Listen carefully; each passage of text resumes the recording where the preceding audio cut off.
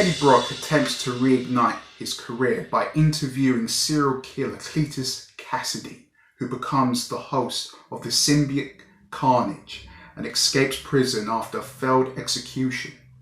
Venom Let There Be Carnage is written both by Kelly Marshall and Tom Hardy and directed by Andy Serkis, starring Tom Hardy as Eddie Brock and Woody Harrelson as Cletus Cassidy.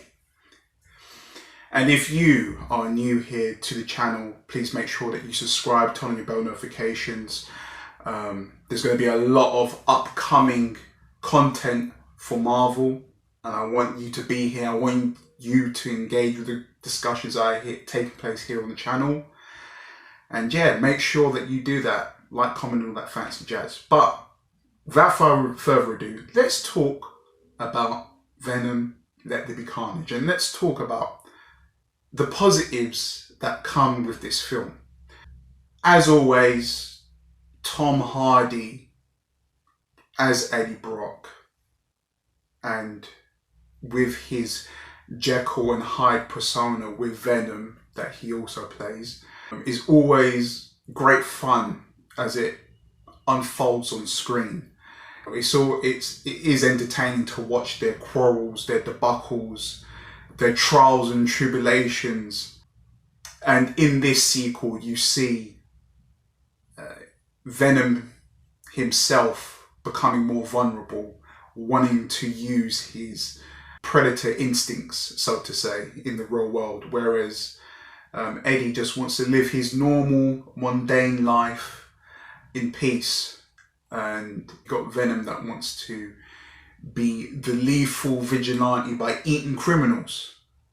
And obviously, if that applies to real life, eating people results in jail. And Eddie Brock doesn't want that. So yeah, I mean, it's fun on that front. I think that it's apparent that Woody Harrelson had a lot of fun in the role playing Cletus Cassidy.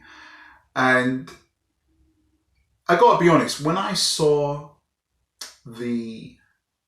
some time ago, whether it was the end scene or the post-credit scene of him as Cletus Cassidy, I wasn't sure. I mean, it must have been that god-awful dross wig that he was wearing. I mean, took one look at that and thought, this looks A-grade arse. But he came out, he done his thing, he proved me wrong, gave a really good interpretation of his character.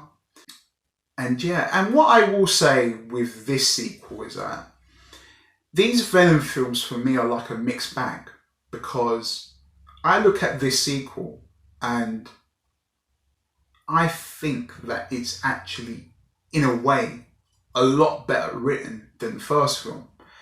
Because in this film, we get one point of view first person ideology with Cletus Cassidy as to his imprisonment and how he got there, and also how he meets Scream in the first place. And then near the end of Act 1, we then understand where did these serial killer tendencies come from, right? And for me,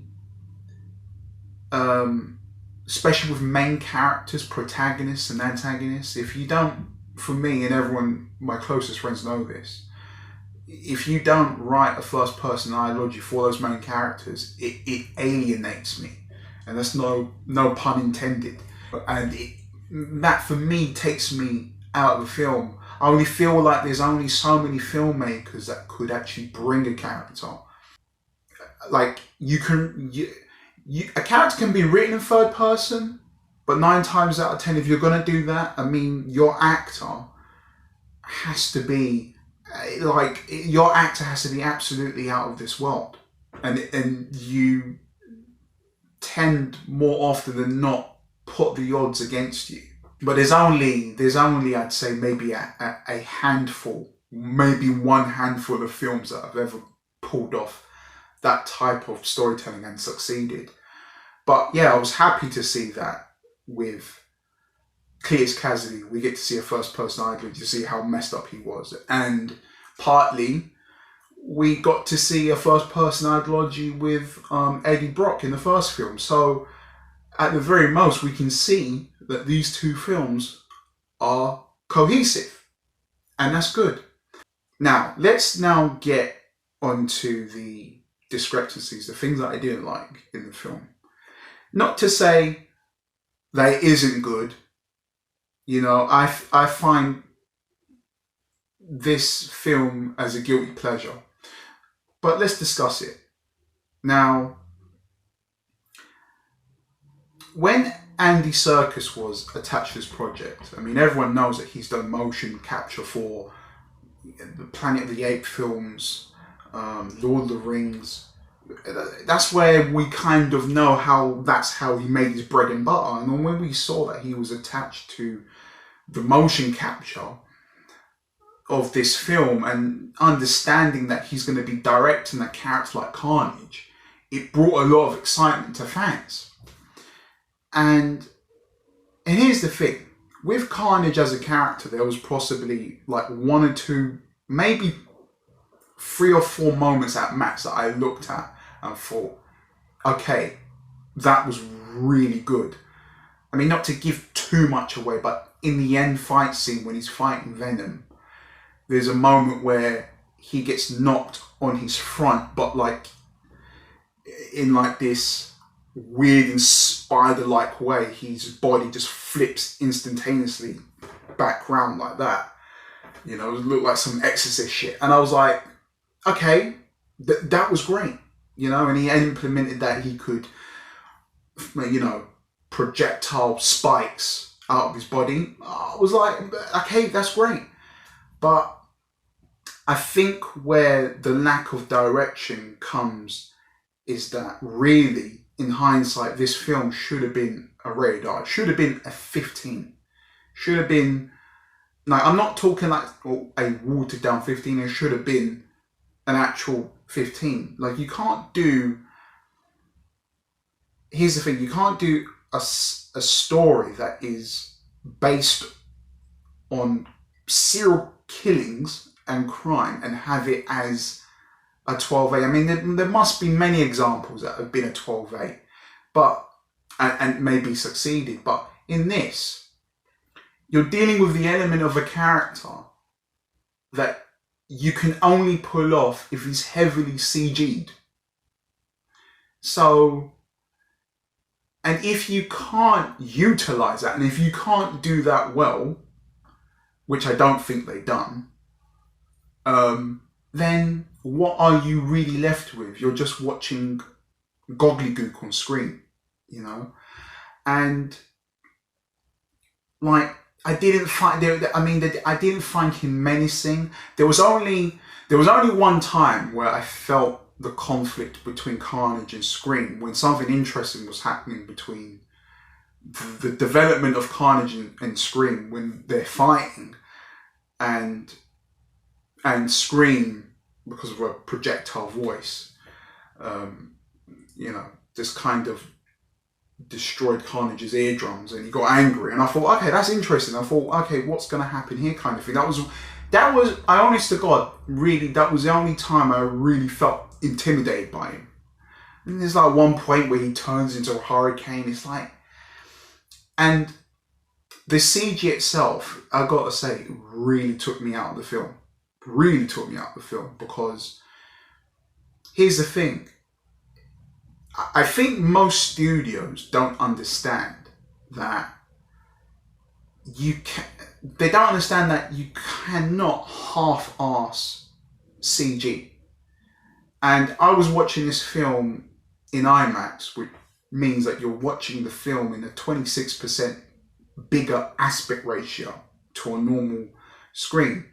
Now, the CG wouldn't have been as noticeable if I watched it maybe in standard, because the image itself is compressed, right? But when you're watching it on a 20 massive screen in Cineworld Leicester Square, right?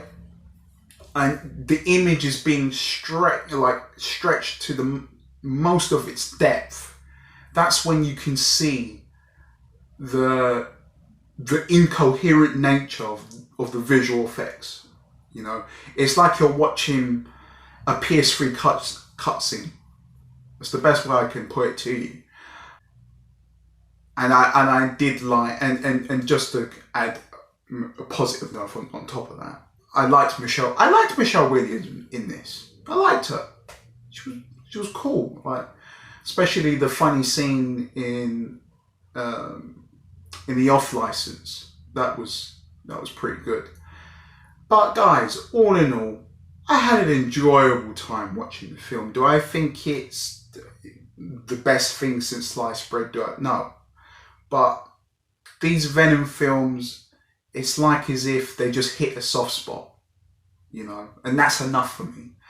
And this will sound like, you know, a major diss, but you know, but I would say that the post-credit scene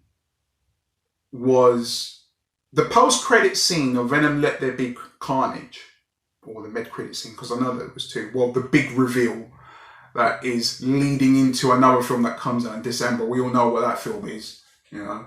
So when I saw that, I was more excited watching that post-credit scene than watching the direction of Carnage, where I've been sitting there for 90 minutes, you know. And I think that's also another problem. Why are we getting big blockbuster films now that are clocking in at 90 minutes? How does that make any sense? It's just like similar thing to when Justice League came out and we found out it was 120 minutes long, whereas when we know that Snyder predominantly, when he does a theatrical run, it's always 2 hours and 30 minutes long. Then you see a 2 hour runtime and you're like, what? When I looked at the runtime, I knew that something was going to go out of bounds. But it wasn't enough to stop me from having a really enjoyable time watching the film. But guys, if you've enjoyed my review for Venom Let There Be Carnage, subscribe. Takes 2 seconds. Turn on bell notifications. Leave a like if you want. If you don't, be on your merry way and have a good day. And a comment. And click here if you want to see more content. And I will see you in the next one. Cheers.